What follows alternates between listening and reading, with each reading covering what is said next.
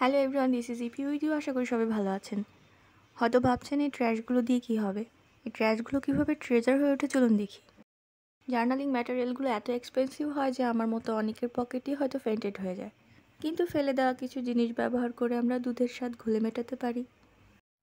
By the way, এই প্রোডাক্টের packaging ডিজাইনারদেরকে অনেক ধন্যবাদ আমাদেরকে এত সুন্দর একটা সুযোগ দেওয়ার জন্য। আর এখন আমরা তৈরি করছি ফ্লোরাল প্যাটার্নের প্যাড টেপ। পুরনো ডায়েরির পাতা থেকে ব্যাকগ্রাউন্ড পেপার, চকলেট র্যাপার থেকে সিলভার টেপ, আর পুরনো ম্যাগাজিনের ব্ল্যাক পেপার থেকে একটি উইন্ডো বানাবো। উইন্ডোটা বানানোর জন্য প্রথমে আমরা এটার উপরে পেন্সিল দিয়ে এঁকে তারপরে সুন্দর করে কাটার দিয়ে কেটে নিতে পারতাম, কিন্তু এখানে আমি খুবই অধৈর্য হয়ে পড়েছিলাম, তাই ভাঁজ করে খুব অল্প সময়ের মধ্যে এটাকে কাট আউট করে নিয়েছি।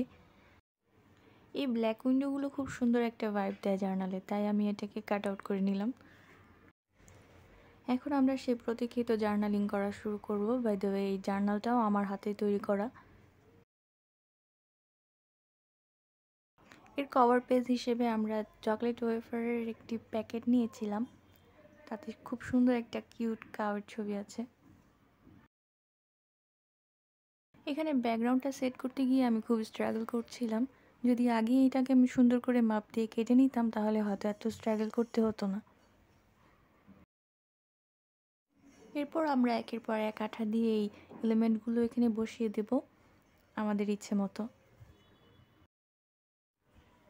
সাধারণত এ ধরনের স্টিকার বা ম্যাটেরিয়ালগুলোর পিছনে খুব সুন্দর আঠা দেওয়া থাকে যেন খুব ভালোভাবে স্টিক হয়ে থাকে, কিন্তু আমরা যেহেতু এগুলো অন্য জায়গা থেকে কাট আউট করে নিয়েছি, এগুলোর পিছনে কোনো আঠা নেই, তাই আমরা এগুলোকে ভালোভাবে আঠা লাগিয়ে দেব।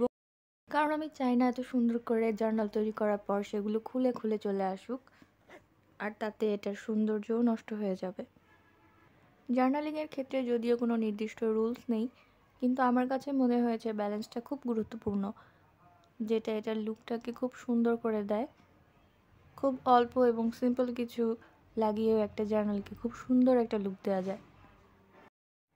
জার্নালিংয়ের ক্ষেত্রে স্টিকার, অ্যাস্থেটিক ম্যাটেরিয়ালগুলো লাগানোর পর একটা সুন্দর মেসেজ, মনের ভাব প্রকাশ করার জন্য কোনো সেন্টেন্স অথবা একটা সুন্দর কোট লাগিয়ে দিলে সেটা দেখতে আরও বেশি ইন্টারেস্টিং হয় আর খুব অর্থবহ হয়।